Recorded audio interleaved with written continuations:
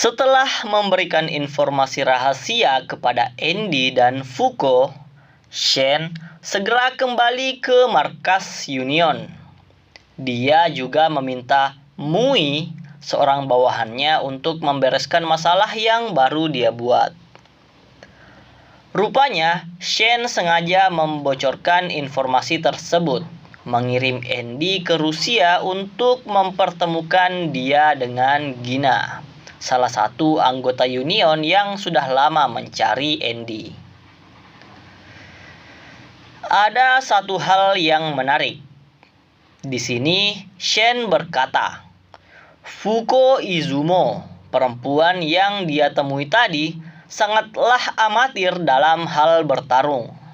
Tapi jika dia mempelajari beberapa teknik bertarung ditambah dengan kemampuan unlock-nya, maka Fuko Izumo bisa menjadi tidak terkalahkan. Andy dan Fuko saat ini sedang berada menuju Rusia. Dalam perjalanan, mereka dikejar oleh jet tempur yang terus menembaki mereka. Fuko dibuat ketakutan karena jika mereka tertangkap sekarang, mereka akan dijadikan bahan eksperimen. Andy yang juga berada di kapal tidak habis pikir. Dia memanfaatkan kekuatan regenerasinya, menembak pesawat itu dengan tangannya yang menggenggam peluru. Dan satu pesawat berhasil dijatuhkan. Di tengah pengejaran, Andy berkata, mungkin Negators yang akan mereka temui di Rusia adalah salah satu dari ketiga orang yang pernah mengejarnya. Yang pertama adalah seorang pembuat katana atau pedang yang tidak bisa dihancurkan. Orang-orang menyebutnya dengan nama unbreakable, yang tidak bisa dihancurkan. Yang kedua adalah orang yang bertanggung jawab atas pengalaman penyiksaan Andy bertahun-tahun yang lalu. Orang yang menyiksa Andy di laboratorium. Dan yang ketiga, kemungkinannya adalah seorang wanita yang dulu pernah menangkap Andy 50 tahun yang lalu. Seorang wanita yang bisa menciptakan penghalang yang tidak terlihat. Kemungkinan besarnya mereka akan bertemu dengan salah satu dari ketiga orang yang dia sebutkan. Yang tidak mereka sadari, rupanya pergerakan Andy dan Fuko menuju Rusia sudah dipantau oleh salah satu dari Negators. Kembali ke Andy dan Fuko. Kapal yang mereka kendarai berhasil ditenggelamkan. Melihat Fuko yang mulai kehabisan napas karena terjebak di puing-puing kapal yang tenggelam, dengan cepat Andy menyelamatkannya dan membawanya kembali ke permukaan. Pesawat musuh kembali datang. Sang pilot meminta Andy untuk menyerah.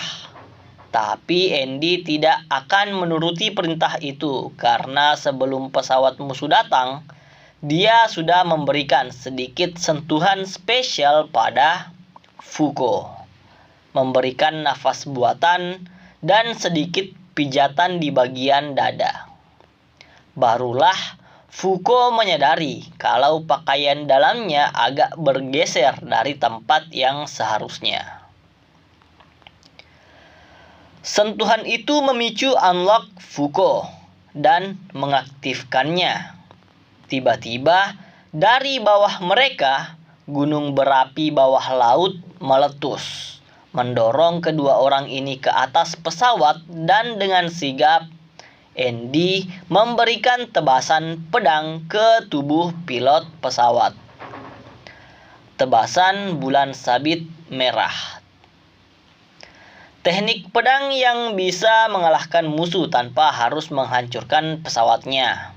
Andy dan Foucault kemudian mengambil alih kendali pesawat dan melanjutkan perjalanan ke Rusia yang sempat tertunda. Setelah perjalanan yang cukup panjang, Angkatan Udara menyadari ada perubahan jalur yang tiba-tiba dari salah satu pesawat tempur mereka. Merasa ada yang aneh, mereka langsung meledakkan pesawat tersebut dengan pengendali jarak jauh. Andy dan Foucault berhasil melompat keluar dari pesawat. Berkat tubuh Andy, mereka berdua berhasil mendarat dengan selamat di sebuah padang rumput. Beruntung, mereka mendarat jatuh tepat di lokasi yang ingin mereka tuju, Danau Baikal di Rusia. Foucault sangat takjub dengan keindahan danau tersebut. Apalagi ini pertama kalinya Foucault pergi ke luar negeri.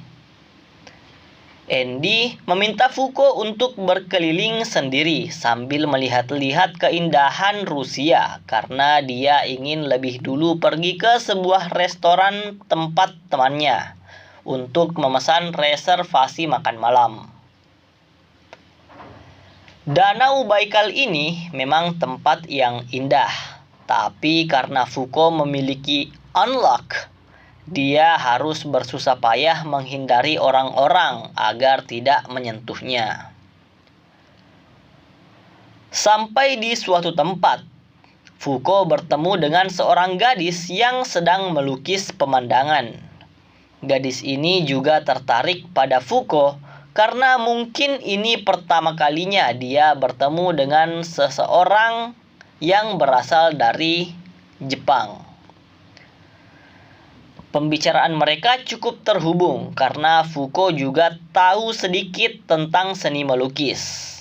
Gadis Rusia ini mengajak Foucault untuk melukis pemandangan bersama-sama. Malam hari, Foucault akhirnya berhasil menyelesaikan lukisannya. Dengan sedikit malu-malu, dia kemudian memperlihatkan lukisannya pada teman barunya itu. Foucault berkata, dia melihat bulan di atas langit kesepian.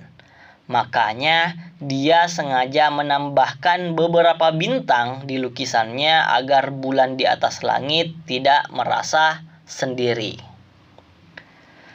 Setelah mendengar sedikit cerita Foucault, gadis ini berjalan ke arah danau dan kakinya tidak tenggelam sedikit pun. Foucault kebingungan. Seketika, danau itu melayang bersama gadis yang berdiri di atasnya. Foucault tentu saja bingung dengan apa yang dia lihat. Dari arah belakang, Andy muncul tiba-tiba, melompat ke arah gadis itu dan melancarkan tebasan pedang bulan sabit merah. Cukup mudah bagi gadis ini menahan serangan Andy barusan. Andy tentu saja datang dengan sebuah rencana. Terlihat dari banyak sekali granat yang menempel di rompinya. Rupanya, gadis ini adalah seorang negators, salah satu anggota dari organisasi Union yang mengejar Andy dan Foucault.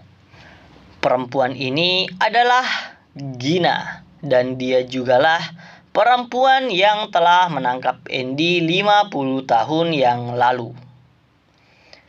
Gina berkata, dia sudah tahu maksud kedatangan Andy ke Rusia. Andy ingin membunuh satu lagi anggota Union agar mereka dapat bergabung ke dalam organisasi. Demi mencapai tujuan itu, Andy dan Foucault harus mengalahkan Gina di sini agar Andy dan Foucault dapat mengisi 2 kursi kosong dan bergabung ke dalam organisasi Union.